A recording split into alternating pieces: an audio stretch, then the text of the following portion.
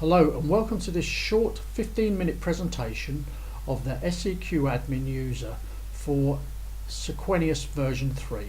This is part 2.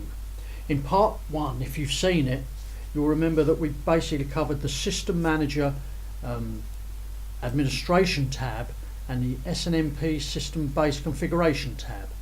Now we're going to cover the User-Defined Systems Monitor Configuration tab and the Default System Monitor Configuration tab.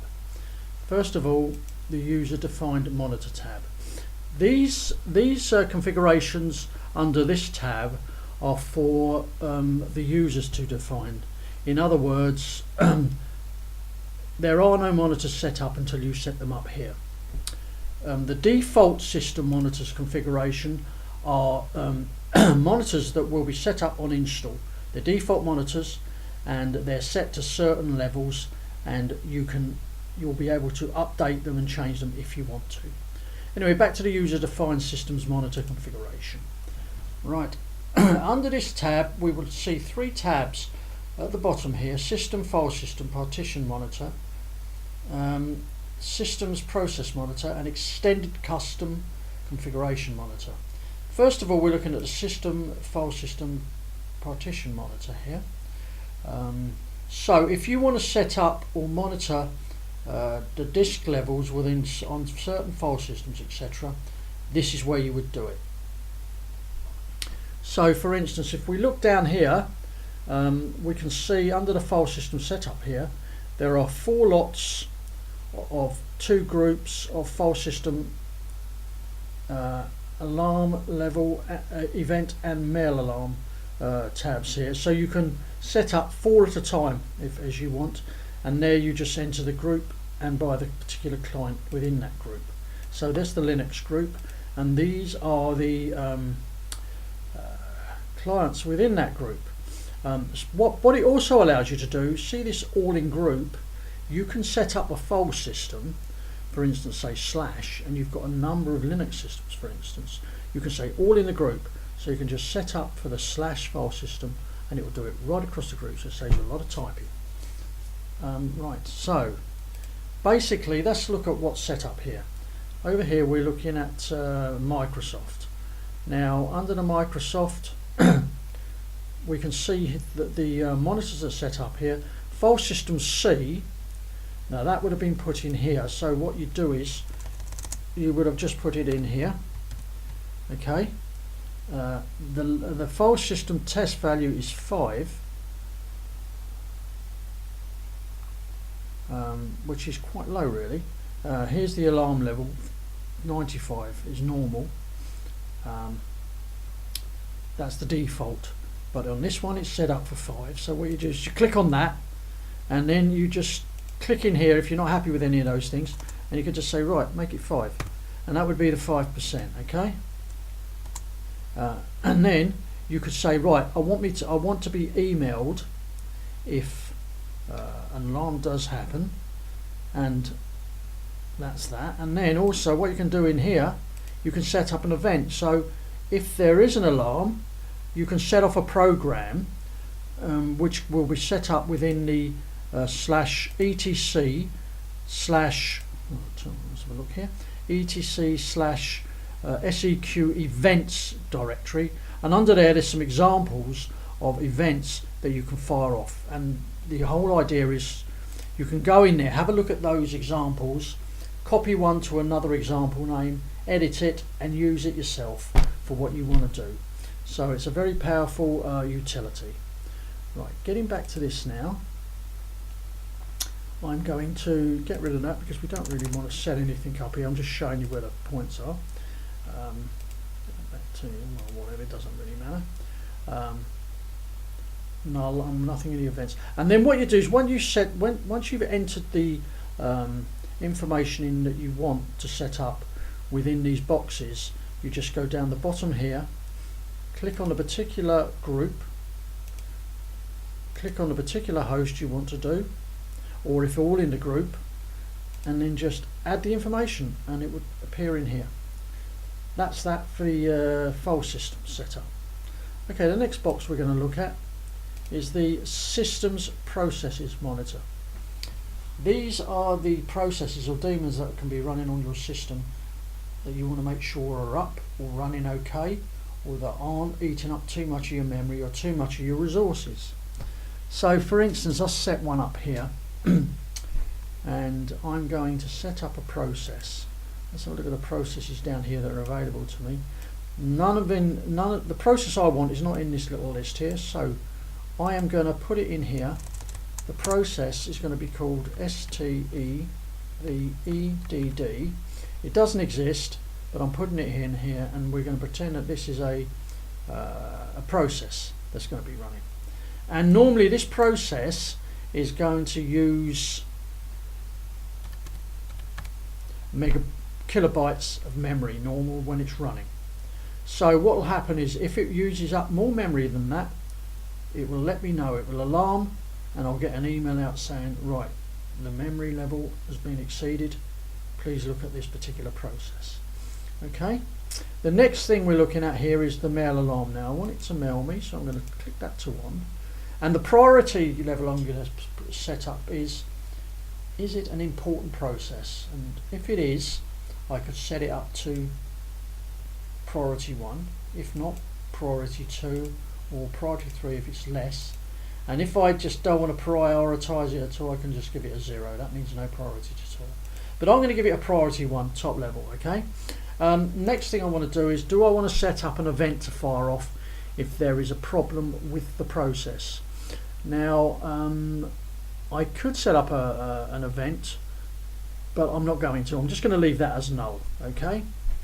So that's it. Now next thing I'm going to do is I'm going to actually add it. So I come down here, it's going to be in the group Linux, it's going to be on which client. I don't want that, it's not going to run on all the clients, so I don't really need to do that. Let's just say it's going to run on the client Cirrus. So we'll put Cirrus in, and then I just add the information. And that's it, it's been added, so the monitor is now set. If I look down here at Cirrus and get the information, I can see there is my process that's being monitored now, and that will be monitored by the Sequenius product, and it'll let me know if there's any problems. Very simple, very easy to do. Now then, to get rid of that, because I don't really want it, all I have to do is go here and put it in there again. I'll tell you what, I'm going to cut and paste that in because it's easier. Saves me on the typing. So let's see if I can do that. There you go, it's in there, and I don't have to fill anything else in. And then all I do is click here on Cirrus. So I've just told him what group it's in, what the client is, and this is just a process. I'm not interested in the rest of this stuff. And then I just remove, and that should remove it. So I click on the drop down here, click on Cirrus, and bang, it's disappeared, it's gone, it's not there anymore. So I've taken the monitor away. Right, I think that's it for processes. So that's reasonably straightforward and simple enough, I think you'll see. Okay, so the next thing we're going to look at here is the extended custom configuration monitor. Now this is a very, very powerful form. It allows you to do just about anything really. So we've looked here at some of the monitors that are set up under the Linux box here. Which one? I say Cirrus, we'll click on that. Yeah, it is under Cirrus. So if we look here, we can see, okay, monitor name. This is the monitor name that's been given. Now this is a monitor name down here that you have to give yourself. But the monitor name, you must be aware, must be unique. There cannot be two monitor names the same, period. Now the next thing is the monitor OID. This is the OID, an SNMP OID object. So there's a particular object that will be, when it's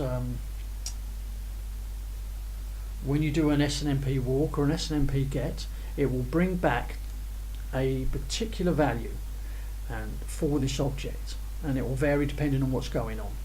So this is the object. So you can put this object would have been put in here where the null is. Okay, as we said, the monitor name would have been put in down here. We then go down a bit further. We look at, right, we say to set up the monitor, we come down here, and the email status was on, so this was on in the on position. The priority level was 1, so this was set to 1. The refresh time was set to 5 minutes. Okay, that means that the monitor every 5 minutes will be checked. That's what that means. And what you can do is the refresh can go from basically 30 seconds up to 60 seconds, a minute. Sorry, tell a lie, that's 60 minutes. So that's the duration you can set the monitor up for. It can monitor over that length of time. It's entirely up to you.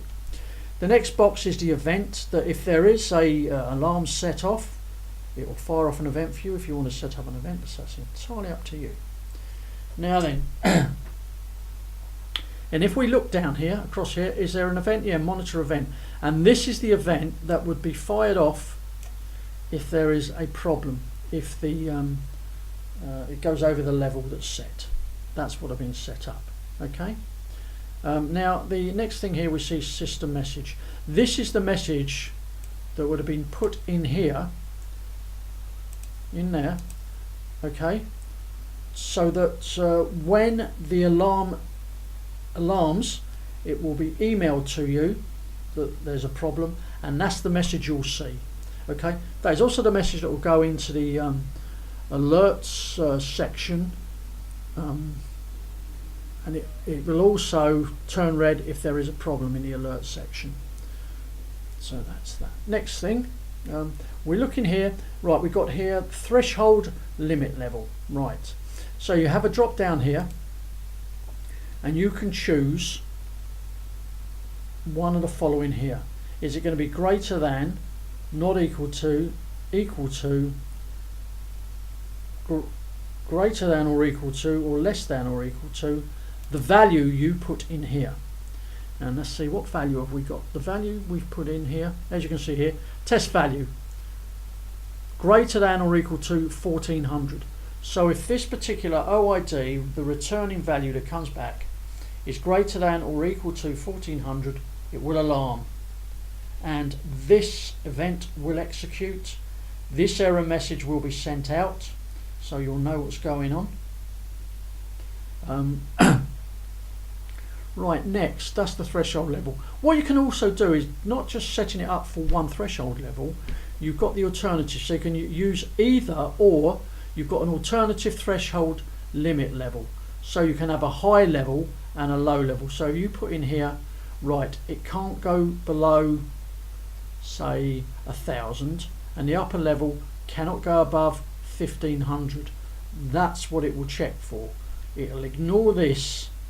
You don't have to put anything in there. If you just leave it as it is and the null, you put your levels in there, then that will be your level set up. Okay. You see here, if I look at this here, you can see monitor alternative test levels null. So they were just left null. Okay, weren't used. This was used. Right. Then all you do is obviously the group, the particular client, and away you go. And of course you can set it up any group you want. Microsoft, set up anyone you want to. Let's have a look here. Go network. Yeah, okay. So I think that's just about it for that. One thing I've got to say to you, the OIDs here. This is a very powerful form because the OIDs, there's millions of them.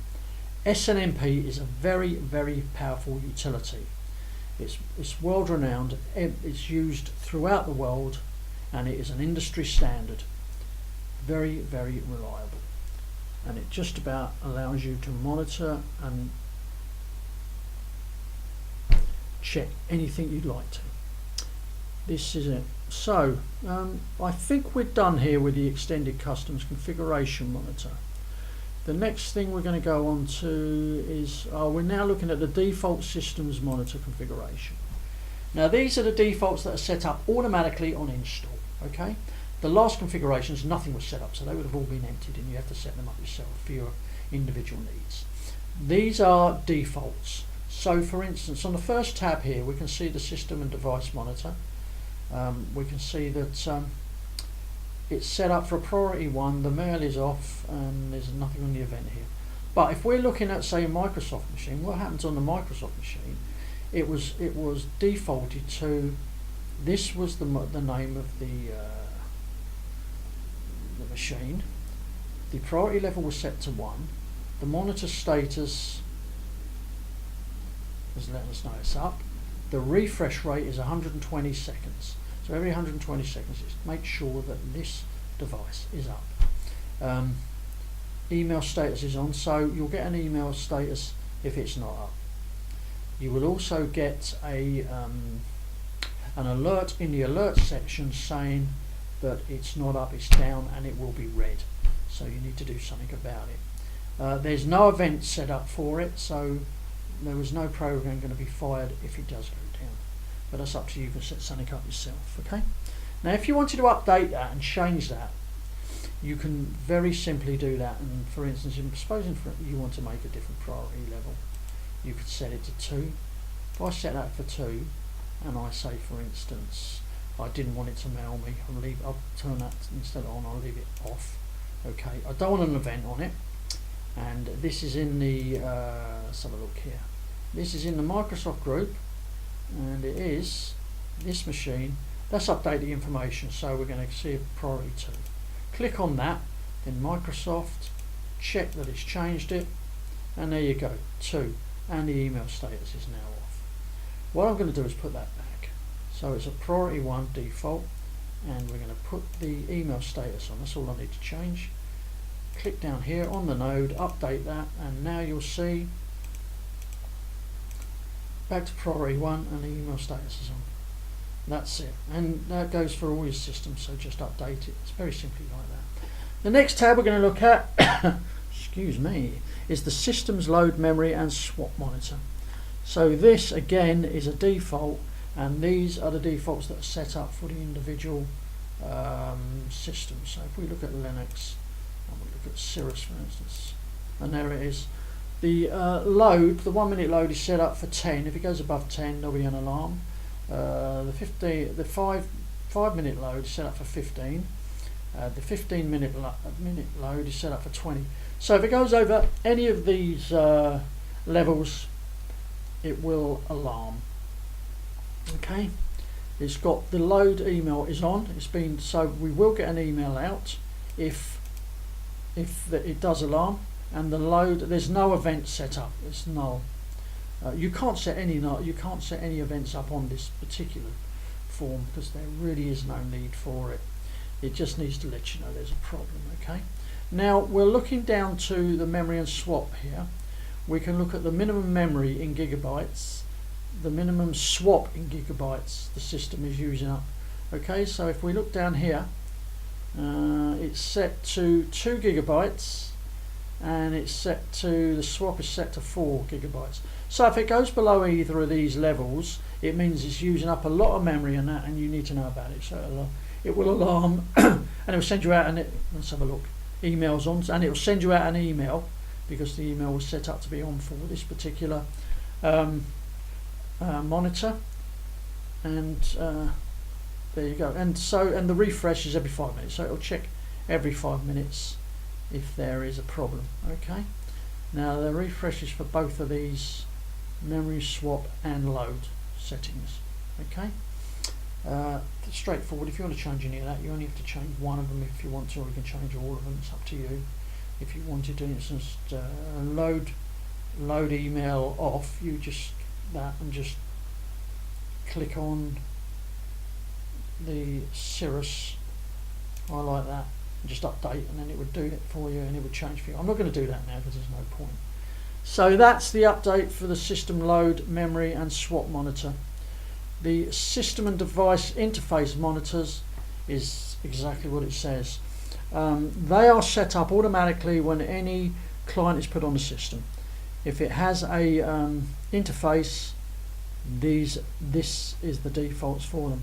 Now here we are looking at a network default for, let's have a look, that one. Okay, so this particular switch, which is FSM NG_SW-1, these are the monitors set up on each of the ports on the switch. Okay, so if we look very carefully here, this ties up with each of the text boxes here on the screen. So what would have to be entered would be the monitor name. You'd have to put the monitor name in here, then the priority level you want it to be checked at if there is a problem. Then you put the inbound megabytes alarm rate, the outbound megabytes. So if you're getting a heavy load or a low load and you want to know about it, then this is, you put it in here. And if it goes above the inbound load or the outbound load, it'll alarm you and let you know about it. Again, you can set up an event on here if you wish. You can set up the particular priority here if you wish. The good thing about this is, you see this priority 0, that's going to be very, very useful, because priority 0 won't prioritize it. So if you've got a network switches and you've got some empty ports, they're not plugged in because you've got nothing to put them in at the moment, you can set the individual ports up to priority 0, and then it won't show on the service level reporting. So it won't show as if, all right, there's a problem, you need to fix it, or you're not doing your job. So the priority 0 is for there for that, to stop you seeing that. It's also, if you want to monitor some users' machines, for instance. Now they turn their systems off at night when they go home. You don't want them to be alarmed and go into the service level reporting as, oh, those are down on a priority, whatever. You'd set them to priority 0, so it wouldn't show, because there's no point in it showing, because obviously they turned it off at night and it's not a problem. Okay, the next thing we need to look at here is, again, mail. You can set up a mail whether you want to get a mail if there's a problem. You can also set up an event in here if you want to, so it fires off a program of your choice. Again, it's the usual, click on the group, the host within the group, and then you just update the information you want to. And that's it. I think that's just about it. If I pull down here, you can see all the different monitors for each of the different ports on this particular switch. So it is very easy, very simple to use, hence why there is no courses. We don't offer courses for this product because you don't need it. It is straightforward and simple. And these presentations we give, they're actually a very good, worth keeping, bookmarked, so you can quickly have a look if you want to, just to remind yourself. But once you start using it, it's just easy. It's like riding a bike, simple. Okay, I think we're just about done now. This is the end of the presentation. I hope you found this useful. The best way to find out about Sequenius, obviously, is to use it. Thank you for your time, and I hope you enjoyed it, and I hope it's been useful. Excuse me. If you've got you want to find out some more information, please go to our website at www.fsm-software-ba.com, or contact us via email on inquiries@fsm-software-ba.com. Thank you for your time. Bye bye.